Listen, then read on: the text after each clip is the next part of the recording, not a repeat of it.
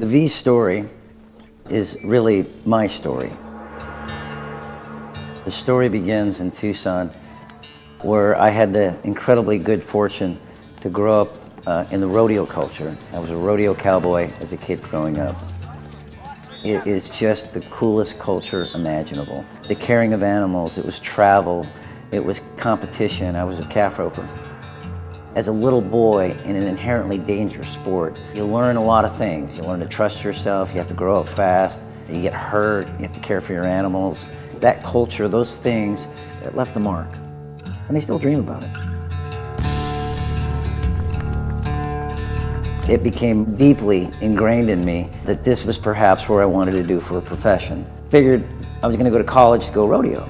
I got a small little stipend to go rodeo at the University of Arizona, and I made the incredibly good decision to go to a fraternity party the week before school started. And when I rolled into this fraternity party, I had this epiphany. I think I want to be a fraternity kid. Too many pretty girls, too much cold beer. But in that fraternity, in that milieu, I cemented some friendships that would change the arc of my life. Now, saying that, I was not a good student. I was a business major, but what I was doing, besides partying, was reading. And so I was educating myself in kind of an alternative way, and I was starting to get really keenly aware of the world around me. So I graduated from the U of A, or I should say they got rid of me. I got my diploma, and my dad had set me up with a job in Tucson. And the guy he set me up with was a young entrepreneur by the name of Ernie Garcia. Ernie, I think, was 26 at the time, 25, just getting started in business. It was apparent to me that Ernie was a financial genius, and he still is. He's the richest man in the state of Arizona, and it's not even close. I was ill prepared for the job. I was selling real estate limited partnerships for beneficial tax reasons. I didn't understand the product. I was not good at the job. But when you're 23 and you're trying to sell, a $100,000 investment to guys who know more than you, it's a tough sell. So I bounced around in that industry. I got my securities license, then I got a real estate license. Didn't know what I wanted to do. As luck would have it, I got noticed by a guy who was developing real estate in Phoenix, and he offered me a car to move to Phoenix to learn the real estate game with him. So I moved to Phoenix right at the time when the town's growing very rapidly. We started to develop real estate. I understood real estate. I was pretty good at it. I thought that was going to be the career in which I would just stay and go. And then a bad thing happened to the real estate market. Phoenix was pretty much the epicenter of the savings and loans in America, and the savings and loan had a rule change. Congress changed the rules for them, and it wiped out an entire sector of the banking industry, of which the savings and loan were part of. So these banks failed. All this real estate was taken back, and real estate development stopped. The only way you make money in real estate is if it continues to go. So the last deal I did was with a guy by the name of Tom Freestone. And I didn't know it, but Tom was a member of the Maricopa County Board of Supervisors. And he just saw something in me and said, would you like to come to work for me as my executive assistant? And I didn't have any job prospects, so I said, sure. A steady paycheck. I wasn't waiting on a commission because the commission wasn't coming in the real estate market. I knew nothing about politics. I knew nothing about Maricopa County. And I had to learn. Prior to going to work for Supervisor Freestone, I had met a gal who is now my wife, and she was just starting a residency at Maricopa Medical Center, a hospital owned and operated by Maricopa County, of which at the time now, Mr. Freestone's the chairman of the board. When the doctors there found out that one of their medical residents was dating the chairman's executive assistant, they became very friendly to me. And they had an agenda, an office building for the physicians. It was stuck politically, and I was able to quickly get it unstuck. They got their building built, and these guys just thought it was great. Everything was just working beautifully. But politics was an odd thing for me. The lack of a profit motive was just not native to me. And I certainly wasn't going to run for office, so politics wasn't for me. During the time that I was at the county, the relationship with the doctors got warm, and I had a buddy of mine, a guy by the name of Gary Trujillo. He'd gone away to Harvard Business School, and while he was at school, he had befriended Bill Seidman, who at the time was running the RTC, which was in charge of all of the real estate assets that were taken out of the S&Ls. He teamed with a guy by the name of Gary Magnuson, and these guys formed a company called the Southwest Harvard Group, and they bid on some real estate assets to go rebroker into the Phoenix community, and they won. Problem was, these guys didn't know that much about politics, and they didn't know that much about real estate, and the selling of these properties was an exercise in both. So I'd had it with the county, it was 2 years, and they came and grabbed me, and I went to work for the Southwest Harvard Group. About 2 months into that engagement, the head of surgery at Maricopa Medical Center, a guy by the name of Dr. Jim Malone, called me up and said, "I want to buy you lunch." Jim Malone was a world-class vascular surgeon. He was a professor of surgery at the University of Arizona. He was a professor of surgery at the Mayo Clinic and the chief of surgery at Maricopa Medical Center, a world-class guy. I'm 27, 28 years old, I'm young, and he buys me this lunch. I had no idea what his agenda was. And we go there, and he says, "I'd like to make you a business proposition." I said, "Well, what are you talking?" And he said, "Well, the doctors at the hospital are contracted through their various divisions, meaning the pediatricians have a contract, and the surgeons have a contract, anesthesia has a contract, and what Dr. Malone wanted to do was to put them in one group, basically a collective bargaining exercise." He knew that that was a pure political exercise because the 5 members of the County Board of Supervisors, a place I had just left, voted on that contract. So he asked me, he said, "Do you think politically you could get this past the Board of Supervisors to get it approved?" And I said, "Yeah, I think I can do that." He just saw something in me. So I left the Harvard Group. We went to work in Jim Malone's office, plotting, doing legal work. I'm not a lawyer. We hired a guy by the name of John Rawling. And John Rawling, Jim Malone, and I set out to put a 300-doctor group together with a support staff equally as big in a major physician contract through Maricopa County to provide all the physician services and teaching services at this academic medical center called Maricopa Medical Center. We worked on it for 18 months. My job, very easy, get 3 votes. I had to go politic and lobby to go find those votes. Got the contract. And I'm the founding executive director of this major physician organization in Arizona. I'm the only shareholder in the company that doesn't have an MD or a DO after his name. In charge of all the politics, the contract. I was 29, 28 years old, I was a baby. And it was big, it was powerful, and we did it for 6 years. It was an unbelievable experience for those 6 years. Hard work. And after 6 years of doing that, it was enough. It was time to leave, and I did leave. The doctors set me up with a very nice parting gift. They put some golden handcuffs on me. They set me up in an office building in downtown Phoenix, completely furnished, just for me. That contract ran for 2 years, and I didn't have to do anything. I could do whatever I wanted with my time. I just couldn't go compete against the company. My wife, I'd gotten married by this time. My wife is a trauma anesthesiologist, and she was in private practice, and I was lucky to have this woman who worked hard and made a good living to be by my side to allow me to go dream about the next move. She had a tremendous amount of confidence in me because of what I had done in the doctor group. We had the ability to both take our time to think our way through the next move. I knew the next move was going to be critical. I looked at some companies, thought about investing or buying them. I knew I wanted to steer my own boat. I wanted to fly this thing solo. But I didn't know what it was.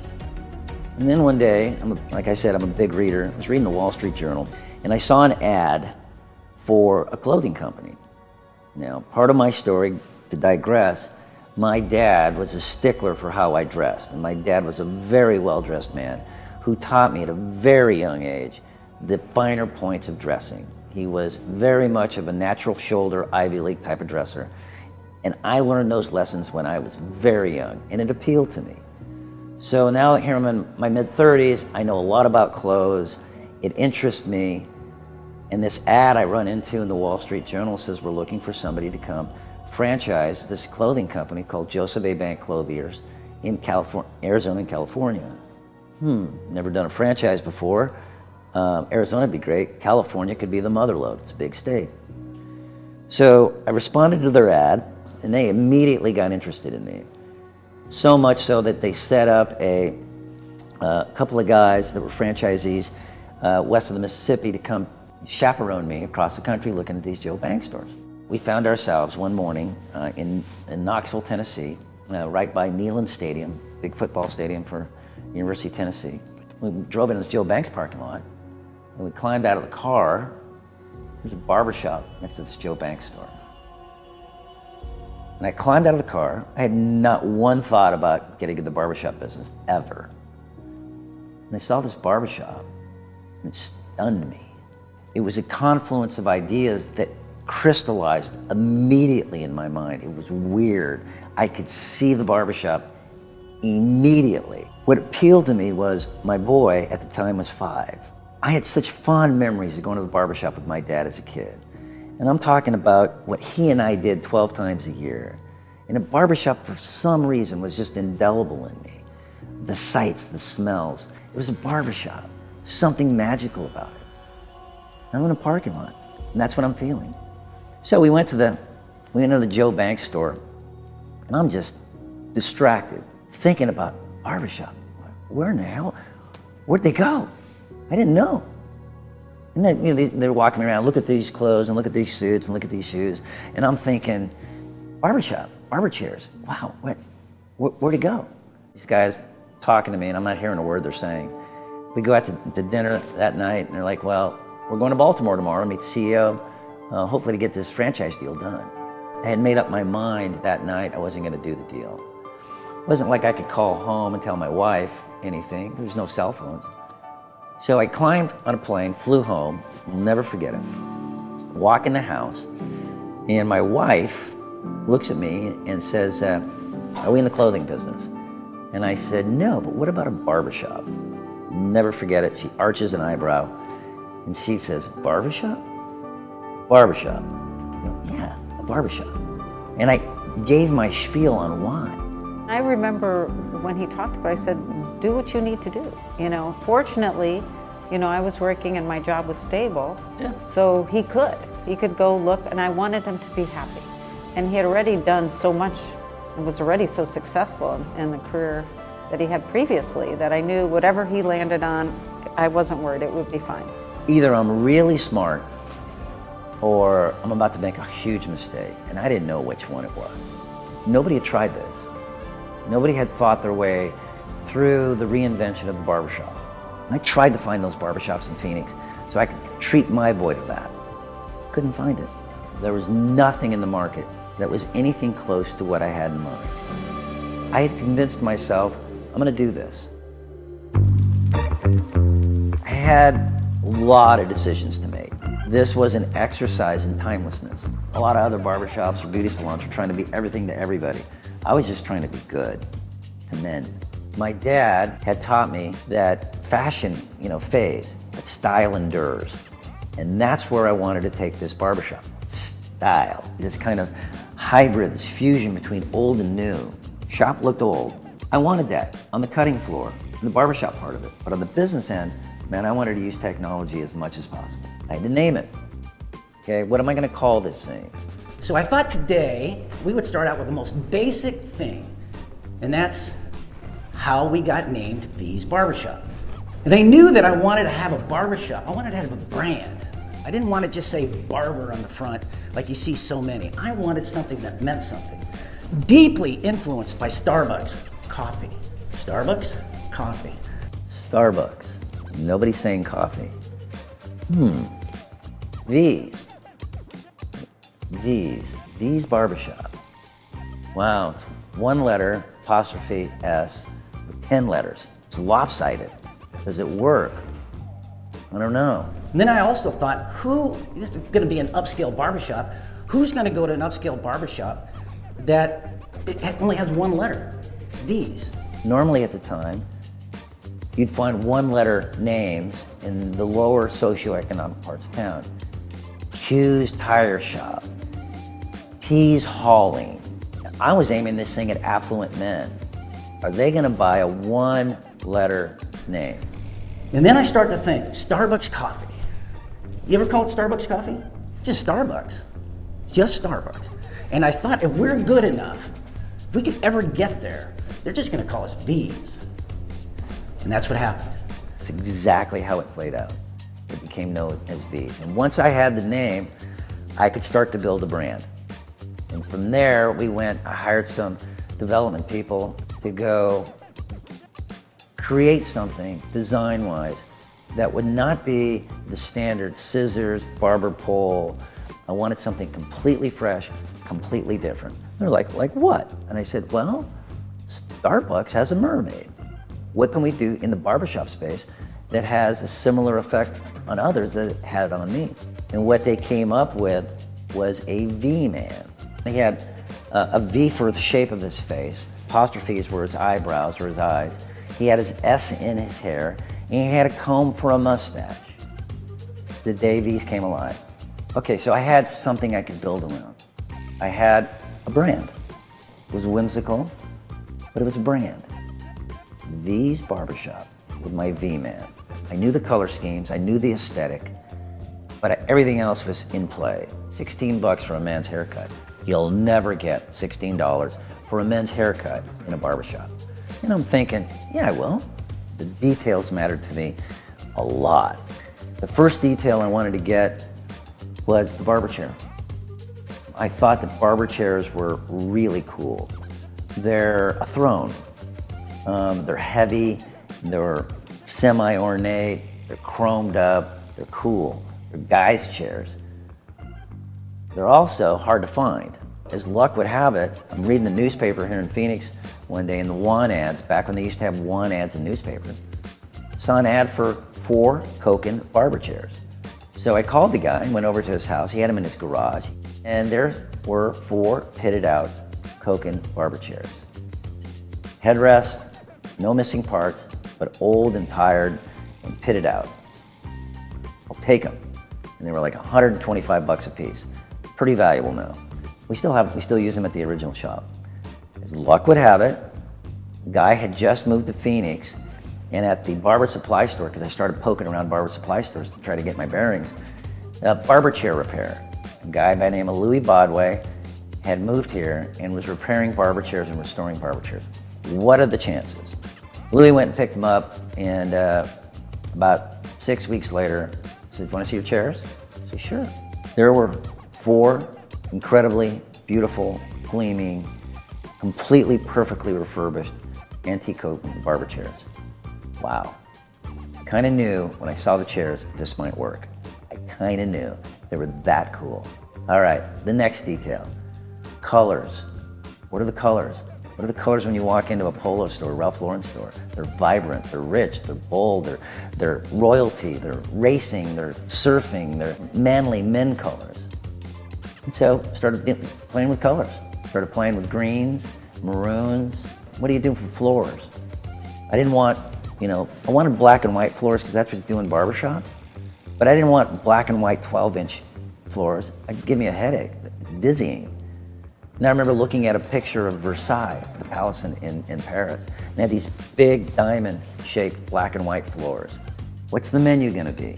Haircuts, shaves, and shoe shines. Gotta have a price for kids. Gotta figure out the shaving thing. 1998, the world was deathly afraid of AIDS. Figured it out. And that was the menu.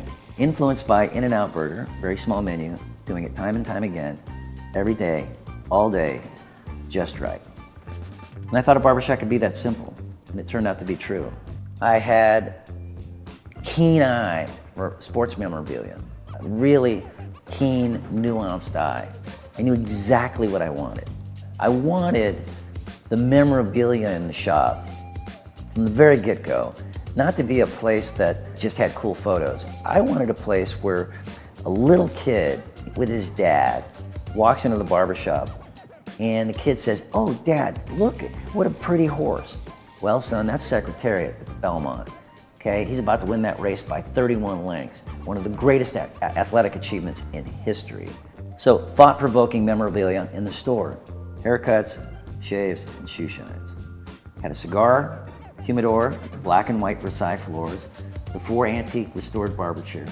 I did not want a cash register. I did not want to go to Staples and do what everybody else had done.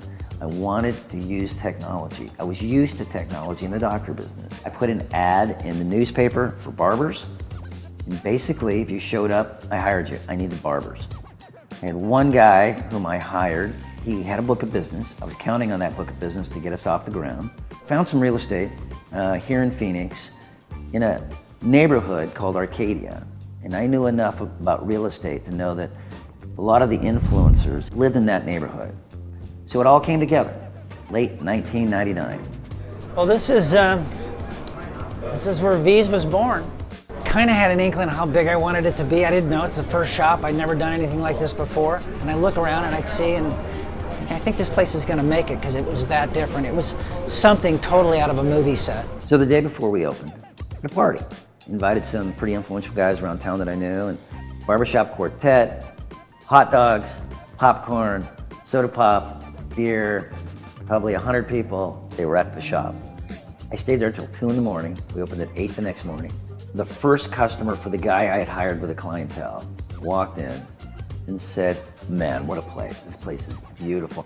I need a haircut and a shave. I've been dying to get a shave. And the guy, the barber I had hired to get me off the ground, got his tools, put them in his bag and left. He quit. Opening day. Oh my God, what have I just done to my life? The other barbers, the other 3 barbers, said, we got this.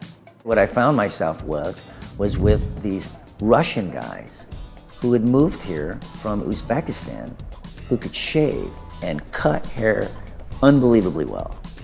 Those guys are gonna run my shop, and boy did they run it. You still doing a lot of shaving?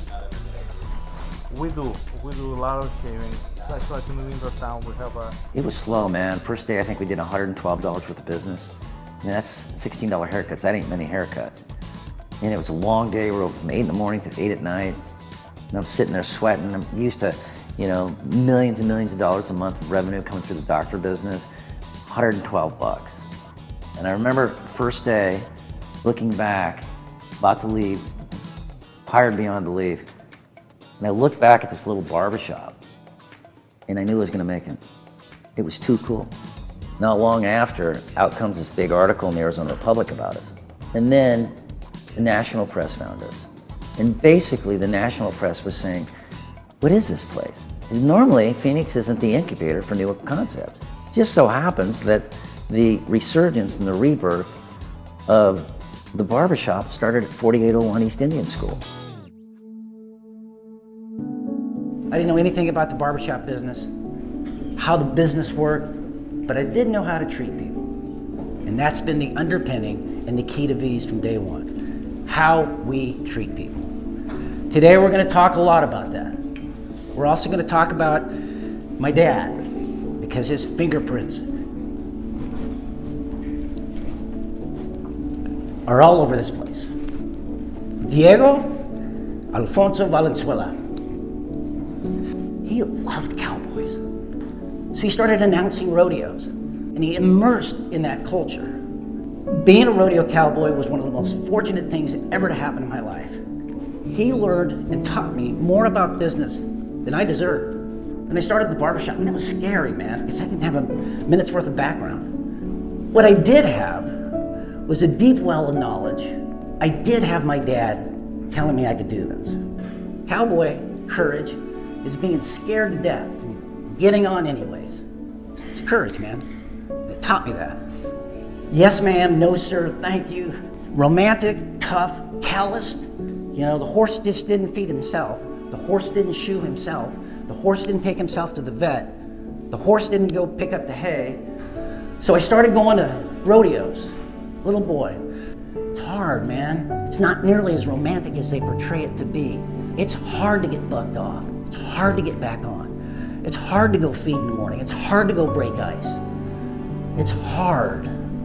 Taught me something valuable about life. I never won for like 5 years. Never. And then it clicked. I picked up the pace of practice. I figured it out. 5 years, all those rodeos, all those tears, all those injuries. I went to the next rodeo and I won everything there. I was 11. Wow, it clicked. The rodeo thing meant something. The repetition, the try, the dreaming, just like the barbershop. Dad passed away in 2003. He got to see the barbershop. All I really wanted to do was to make my dad proud of me. I think he is. I think he's proud of us. First store's killing. It's like, couldn't believe it. Couldn't believe it. Second store, I had something to lose now. Second store, it's the Validate store. This is the big test. How good am I really? I didn't know, man. Second one scared the hell out of me. It was an 8-chair shop, all Russians. It was unbelievably busy. I didn't know that Carolyn Commons would become one of the highest grossing shopping centers in the country. And we got there early. And it was Main Street, and we're a barbershop, and everybody's going to Carolyn. We doubled the revenues of the first year. Like, holy smokes. It's when I knew I had tapped into a vein. Man, it was a cult. It was that busy. And I had to figure out what I was going to do with the concept. I didn't know if you could just put it anywhere and it was going to work. I was at Carolyn one day, knock on the door. I said, "Hi, I'm Doug Ducey. I'm the CEO of Cold Stone Creamery. I love your business. Would you be interested in talking about franchising with me?" And I'm like, your name is? Doug Ducey, CEO. He goes, "We're local."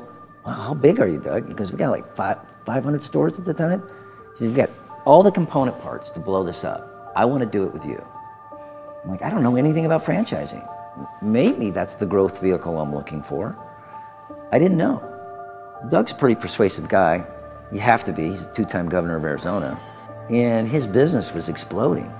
And we thought we could do the same with barbershops. So over a year, Doug and I did a joint venture to combine some of the assets of Cold Stone, the V's, and use that platform to go do 1,000 units. We consummated the relationship through the joint venture, and we were there for a very short period of time. Doug called me and said, "Hey man, why don't you come over to the office?" I said, "I have tremendous news." I go, "Yeah, what's that?" He said, "Cold Stone's going to merge with another company." "What? Who's the company?" I found out they were in the sub business.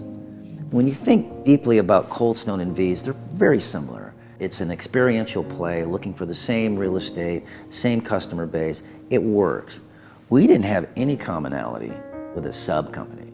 Growing up a cowboy, I'd become a burr under their saddle pad that they just wanted to get rid of. So it took me a year. We got out. I had to buy my interest back. Here we exit our relationship with Cold Stone into the teeth of a raging gale. It was 2008, and Lehman was teetering, and Lehman was the linchpin to perhaps financial Armageddon throughout the world. Financially, the world was at risk of collapse. It was because of the mortgage debacle. I got like 4 stores, tiny. I didn't know what to do, man. Went back to the original barbershop, 4801 East Indian School. 2 people working for me, Chris and Emily. We hired Emily to be a bookkeeper, and she turned into be everything. Chris Mitchell believed in me. We went back to the barbershop and said, okay. We started out this boutique brand, and that's what will remain. What grabbed me at the time, I remember sitting there, is like, what is this place? Is this a franchise? Is this a chain? Because it was small, but it was perfectly formed. You could see the attention to detail. That's what makes us different. We're not just cutting hair. We're not running it like everybody else runs it. We've always looked at it differently. You know, so many times people get involved with businesses that don't have souls, and that's not us. We have a soul, and if our kids can feel that and say, I'm proud to be part of that, I want to continue that, then that's a legacy. We've changed the industry and we've changed lives because it's very much a family where people care. That makes all the difference in the world. We're going to go back and we're going to build this company to be proud of every store. We're going to put our imprint on every store. We're going to give this company a soul. We've seen other franchises, and it bothered me because they were so play by the book. We're going to treat people well. We're going to build a family. We're going to know their kids. We're in it together. And since 2008, that's exactly what we've done.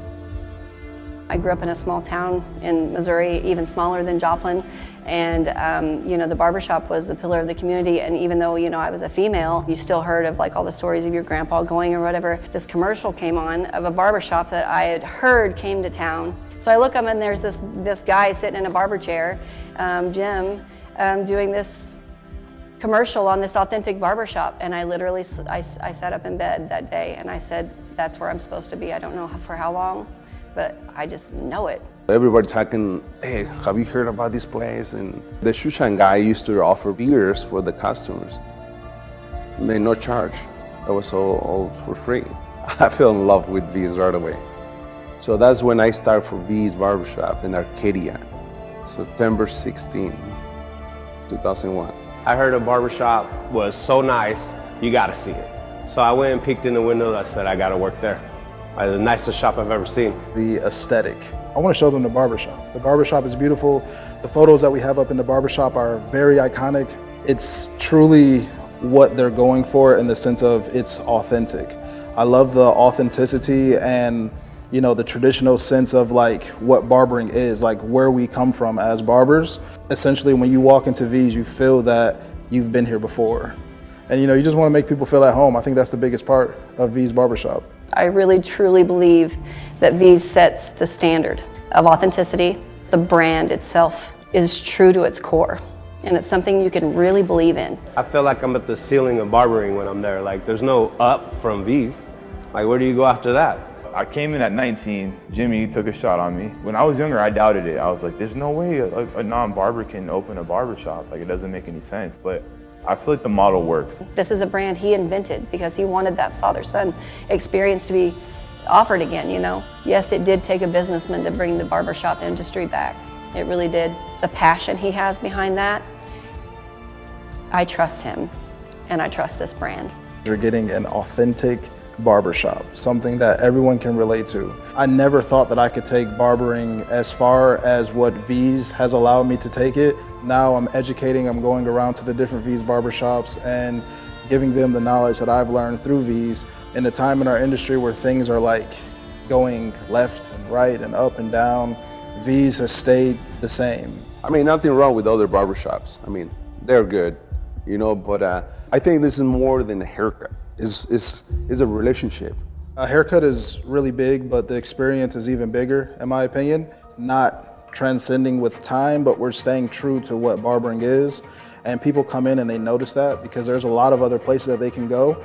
Even though Jim wasn't a barber, but he really taught us like the little things in customer service and professionalism is what separates us from the rest. And I feel like those things that really help us make us successful and has made me successful in my career, it's the little things that really matter. The little things makes a difference, and to treat people like a king. Welcome to V's, man. Thanks for coming in. You think Kurt, a little lopsided here?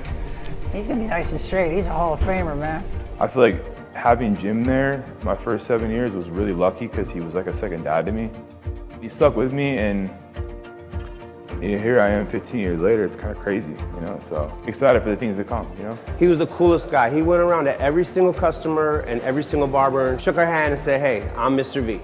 And it was just the coolest thing. So every time that I get to see him, man, he's just a really cool dude. Like I love to hear his stories.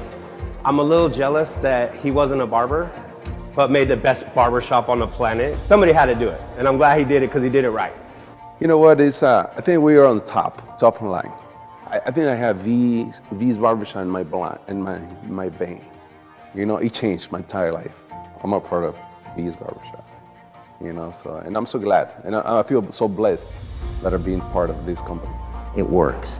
And we know our franchise community very well. We know our barbers very well. They know us very well, just as we wanted it to be. So now we've got 60 stores. It's fun. It's people believe in us and we believe in them. We laugh. We've built a family. I don't know how many stores we're gonna do. We'll do more, but I want the next one to be better than the first one. My dad pushed me to be better. Speak better, present better, groom better, be better read, marry a better girl, get to the top, be better. Be so good they can't ignore you, no matter what you look like. I can't think of anything stronger to honor my dad than to build something because he instilled it in me. for me to be able to relay that fact to these folks, that this journey can be made by a Hispanic man in Arizona, they can make it too. Remember this place? First laid eyes on it. Big old koi pond. You could see the sky through the ceiling. Yeah, it was As long as we do it with some style, as long as we do it with some grace and some warmth, some dignity, we're going to be fine. And I think we can do that. And if it might be 600 shops, it might be stay at 60, but I can guarantee you one thing: it will not change its soul. We will be V's, and V's it will remain. You know what's exciting for me is for me to see V's through the eyes of young people. That is exciting to me. And that's kind of why I use the analogy. I want V's to be like a jazz band. Yeah. I don't want it to be sheet music. I don't want it to be a marching band. I don't want us to be an ensemble that we know the tune, but we're all playing it differently every day. But it's still the same song. I see a future that only brightens, and the experience of being around others only plays into our strengths going down the road, looking at 25, 50 years. As life gets faster and faster, we need to find things that slow it down just a hair. And the barbershop can be one of those places that slow it down. It's just a story that, it's almost hard to believe. It's almost like somebody scripted it, and I got to go play a role. In many ways, after 25 years, we're just starting. It's hard to believe it's come this far, man, 25 years. It's family. I don't know how we built it, but it got built. I'm proud of it.